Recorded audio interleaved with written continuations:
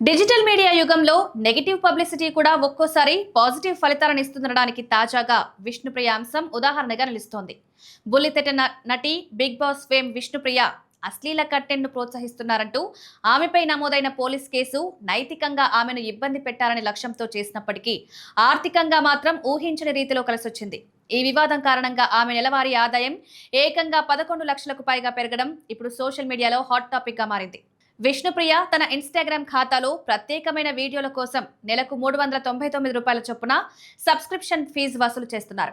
ఆమెపై Vijayawada cyber crime పోలీసులకు ఫిర్యాదు అందక ముందు ఆమెకు 1892 మంది సబ్స్క్రైబర్లు ఉండేవారు. దీని ద్వారా ఆమెకు నెలకు సుమారు 7 లక్షల ఆదాయం వచ్చేది. అయితే ఎప్పుడైతే ఆమెపై ఏఐఎస్ఎఫ్ నేతలు ఫిర్యాదు చేశారో ఈ వార్త మీడియాలో ప్రముఖంగా ప్రసారమైంది. దీంతో ఆమె అప్లోడ్ చేసే కంటెంట్లో ఏముందో చూడాలనే ఆసక్తి నెటిజన్లలో ఒక్కసారిగా పెరిగింది.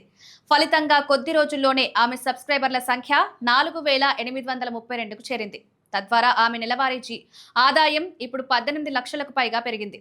అంటే కేవలం ఈ వివాదం వల్ల ఆమె సంపాదనలో 11 లక్షలకు పైగా పెరుగుదల కనిపించింది.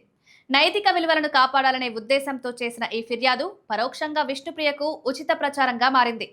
ఒక విషయాన్ని అడ్డుకోవాలని ప్రయత్నిస్తే దానిపై జనంలో అంతగా ఆసక్తి పెరుగుతుందనేది ఇక్కడ స్పష్టంగా పనిచేసింది.